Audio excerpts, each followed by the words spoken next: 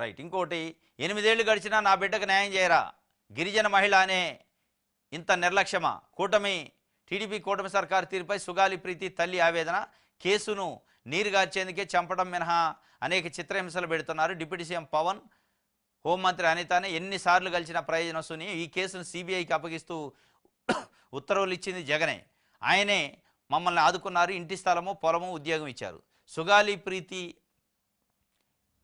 అనే ఇగో ఈమె కూతురు నీ ఇంటర్మీడియట్ చదివే అమ్మాయిని అత్యాచారం చేసి చంపారు కాలేజీలో.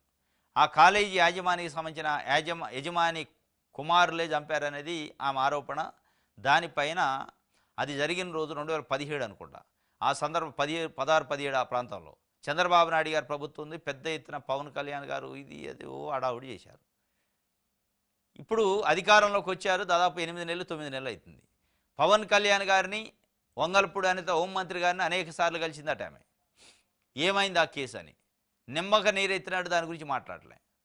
ఇదే అంశం పైన జగన్మోహన్ రెడ్డి ఎన్నికలకు ముందు 2019 ఎన్నికలకు ముందు పాదయాత్ర సందర్భంలో సుగాలి ప్రీతికి ఇష్యూ పైన వాళ్ళకి హామీ ఇచ్చి కుటుంబ సభ్యులకి వాళ్ళకి ఇంటి స్థలం ఇచ్చిండు, సిబిఐ ఎంక్వైరీ చేయించిండు, వాళ్ళకు ఒక ఉద్యోగం ఇచ్చిండు, ఇవన్నీ చేసిండు.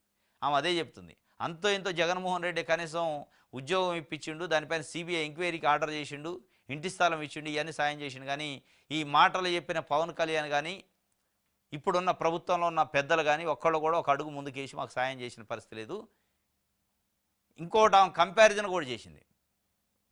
జత్వాని, ముంబై నుంచి జత్వానీని పట్టుకొచ్చి 3 ఐపీఎస్ ఆఫీసర్లను సస్పెండ్ చేసి పక్కగా పెట్టి అంత ఇంట్రెస్ట్ చూపించారు. మరి ఇదే రాష్ట్రానికి సంబంధించిన ఆడబిడ్డ సుగాలి ప్రీతి, ఇదే రాష్ట్రానికి సంబంధించిన ఆడబిడ్డకు అన్యాయం జరిగితే, అత్యాచారం జరిగితే, అది కూడా చంద్రబాబు నాయుడు గారి ప్రభుత్వ కాలంలో జరిగితే కనీసం ఒక ఆఫీసర్ సస్పెండ్ కాడు, ఒక చర్య లేదు. ఏంది ఆ జత్వాని పైన అంత ఇంట్రెస్టు? మరి ముంబైలో ఉన్న జత్వాని పైన ఇంట్రెస్ట్ ఉన్నాక ఇక్కడ ఉన్న తెలుగు అమ్మాయి పైన, మన ఆడబిడ్డ పైన ఎందుకు లేదు? అత్యాచారం చేసి చంపితే దానిపైన కనీసం చర్య లేదు.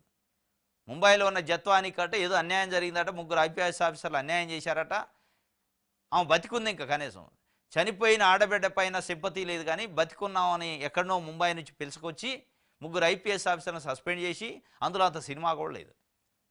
ఇప్పుడు ఆమె అదే ఆవేదన పడుతుంది పాపం.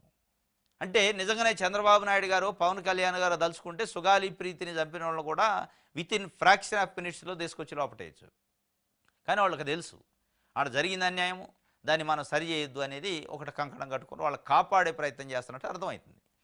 ఇది ఆమె చెబుతుంది. 8 ఏళ్ళు గడిచిన నా బిడ్డకు న్యాయం చేయరా అంటే చేయరు, అంతే.